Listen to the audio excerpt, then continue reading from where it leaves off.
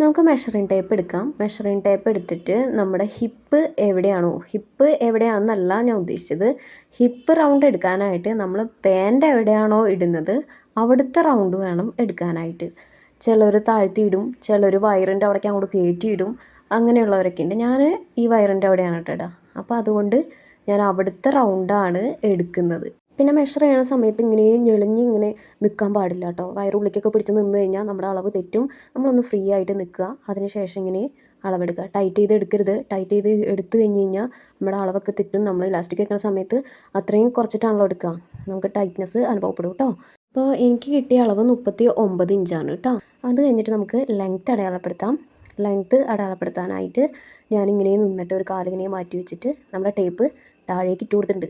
ശ്രദ്ധിച്ചിട്ടുണ്ടാവും, 1 inch തുടങ്ങുന്നോളം താഴേക്കാണ് ഇട്ടിട്ടുള്ളത്. ഇങ്ങനെ എടുക്കാൻ പ്രയാസമായിട്ട് തോന്നുന്നുണ്ടെങ്കിൽ നമുക്കൊരു മിററിൻ്റെ മുന്നിൽ നിൽക്കാം. ടേപ്പ് ഞാൻ പറഞ്ഞ പോലെ ഇട്ട് കൊടുക്കുക. 1 ഇഞ്ച് താഴേക്കുള്ളത് ഇട്ട് കൊടുക്കുക. എന്നിട്ട് നമ്മൾ കറക്റ്റ് എവിടം വരെയാണോ നമുക്ക് ലെങ്ത്ത് വേണ്ടത് ആ ഒരു ലെങ്ത്തിൻ്റെ അവിടെ നിന്ന് ടേപ്പ് വയ്ക്കുക, മേലേക്ക് എടുക്കുക. അങ്ങനെ ചെയ്യാൻ പറ്റും കേട്ടോ. അപ്പോൾ 2 അളവാണ് ഇപ്പോൾ ഞാൻ ബോഡിയിൽ നിന്ന് എടുത്തത് കേട്ടോ. അപ്പോൾ ആ 2 അളവ് വെച്ചിട്ടാണ് നമ്മുടെ ഇന്നത്തെ കട്ട് പാൻറ്റ് നമ്മൾ ചെയ്യാനായിട്ട് പോണത്. അതും 1.5 മീറ്റർ ക്ലോത്തിലാണ് കേട്ടോ ചെയ്യുന്നത്. ദേ ഞാൻ അവിടെ അളന്നെടുത്തിട്ടുണ്ട്. 1.5 മീറ്റർ മാത്രമേ ഉള്ളൂ എനിക്ക് ക്ലോത്ത്. ഇനി നമുക്കിത് എങ്ങനെയാണ് മടക്കി ഇടുന്നതെന്ന് നോക്കാം. 1.5 മീറ്റർ മാത്രം ഉള്ളത് കൊണ്ട് നമുക്ക് തുണി നല്ലോണം സേവ് ചെയ്തിട്ട് വേണം കേട്ടോ വെട്ടാനായിട്ട്. അപ്പോൾ ഞാനിവിടെ ആദ്യം എൻ്റെ ഹിപ്പ് റൗണ്ട് 39 ആണെന്ന് പറഞ്ഞല്ലോ. 39ൻ്റെ കൂടെ 1 ഇഞ്ച് ഞാൻ കൂട്ടിയിട്ടുണ്ട്. അപ്പം 40 ഇഞ്ചായി. അതിൻ്റെ കാൽഭാഗം ഞാൻ എടുത്തിട്ടുണ്ട്. കാൽഭാഗം എന്ന് പറയുമ്പോൾ 10 ഇഞ്ച്. 10 ഇഞ്ച് എടുത്തിട്ട് അതിൽ കൂടെ ഒരു 1.5 ഇഞ്ച് ഞാൻ ഹിപ്പ് ലൂസിനായിട്ട് വിട്ടിട്ടുണ്ട്.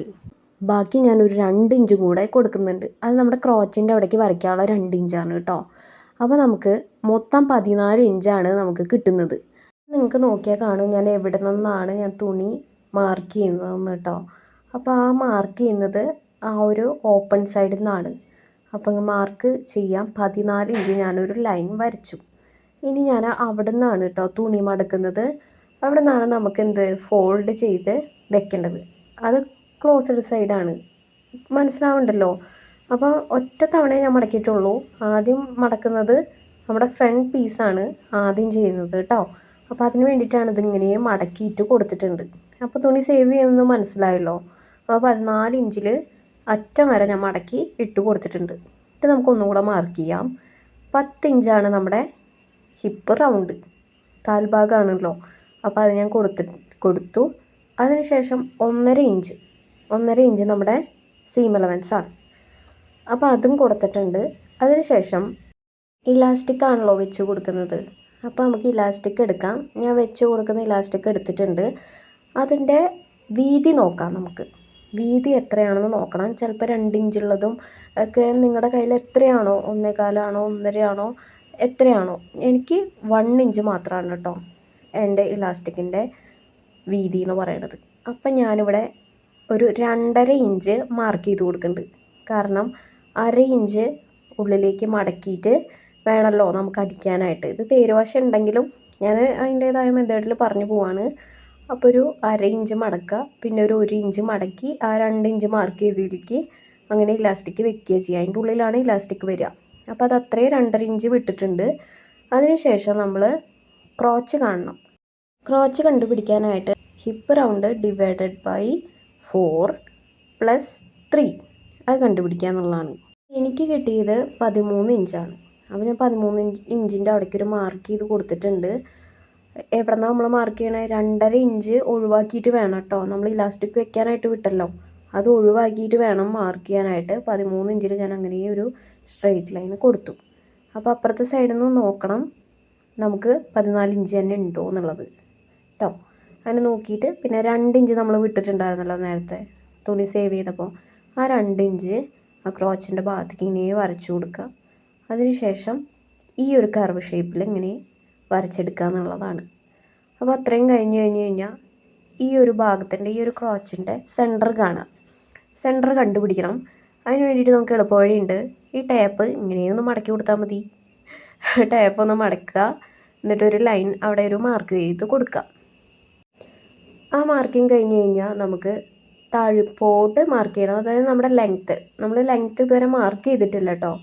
അപ്പോൾ ലെങ്ത്ത് മാർക്ക് ചെയ്യാനായിട്ട് നമ്മൾ ആ ഒരു ഇലാസ്റ്റിക്കിന് വിട്ടതിൻ്റെ ഭാഗത്തുനിന്ന് നമ്മൾ എടുക്കുക. അവിടെ നമ്മൾ ടേപ്പ് വെക്കുക.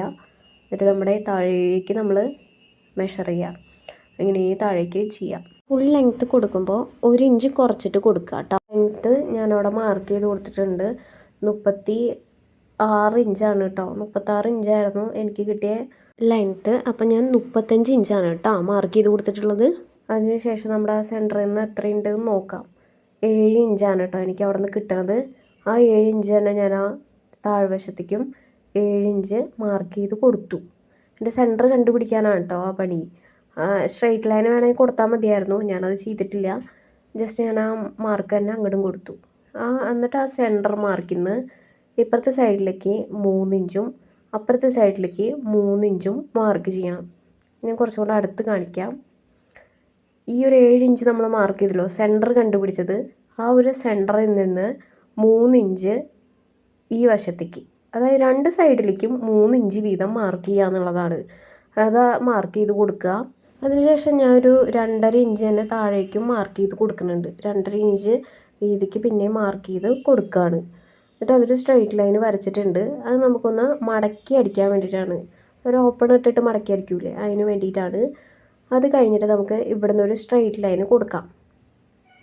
അവിടം വരെ കട്ട് ചെയ്യണം എന്ന് അറിയിക്കാം. ഒരു പോയിൻ്റ് ഇട്ട് കൊടുത്താൽ മതിയായിരുന്നു. ഞാനവിടെ സ്ട്രെയിറ്റ് ലൈന് വരച്ചു.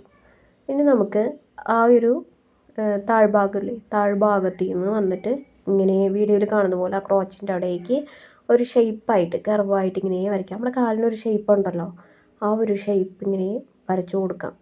ഷേപ്പ് സ്കെയിലുള്ളവർ അതൊക്കെ എടുത്തിട്ട് വരയ്ക്കാം കേട്ടോ. എൻ്റെ കയ്യിൽ അതൊന്നുമില്ല, അതുകൊണ്ട് ഞാനിങ്ങനെ വരച്ചു. അങ്ങനെ വരച്ചെടുത്തു. ഇനി അത് കട്ട് ചെയ്ത് മാറ്റാം. അപ്പോൾ നിങ്ങൾക്ക് ഇതിൽ നോക്കിയാൽ കാണാം, കാലിൻ്റെ ആ അടിഭാഗത്ത് ഞാനിങ്ങനെ ഒരു ഷേപ്പ് കൊടുത്തിരിക്കണം കേട്ടോ. അതിൻ്റെ ഒരു ആവശ്യം ഉണ്ടായിരുന്നില്ല കേട്ടോ.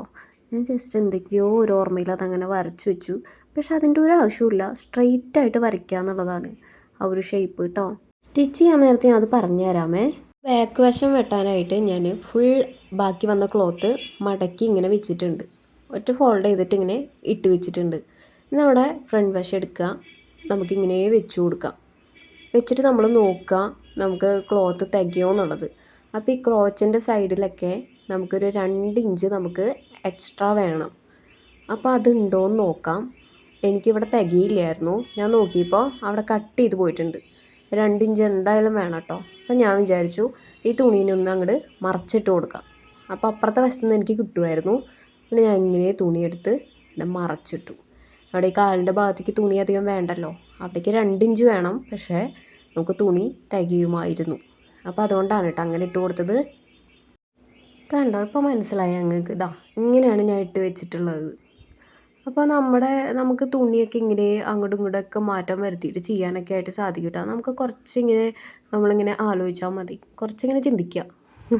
അപ്പോൾ നമുക്കിങ്ങനെ ഐഡിയാസൊക്കെ ഇങ്ങനെ തനിയേ വരും കേട്ടോ. നമ്മളിങ്ങനെ കട്ട് ചെയ്ത് സ്റ്റിച്ച് ചെയ്ത് വരുമ്പോൾ തന്നെയാണ് നമ്മൾ പഠിക്കുക ഓരോ കാര്യങ്ങളും. ഇപ്പോൾ എനിക്കും വലിയ അറിവൊന്നുമില്ല, ഞാനും ഇങ്ങനെ കട്ട് ചെയ്ത് പതുക്കെ പഠിച്ചു വന്ന കാര്യങ്ങളാണ്. അപ്പം നിങ്ങളായിട്ട് ഷെയർ ചെയ്യാമെന്ന് വിചാരിച്ചു.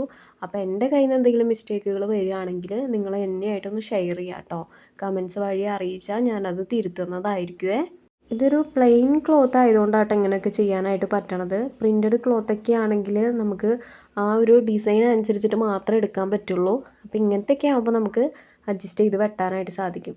ഇനി ഞാൻ ചെയ്യുന്നത് ആ ഒരു ഭാഗം ഉണ്ടല്ലോ, ക്രോച്ചിൻ്റെ ആ ഭാഗം മുതൽ ഞാൻ എന്ത് ചെയ്യാണ്, ആ ഒരു സൈഡ് മുഴുവൻ എടുക്കുകയാണ് കേട്ടോ. കാൽഭാഗം വരെ എടുക്കണം.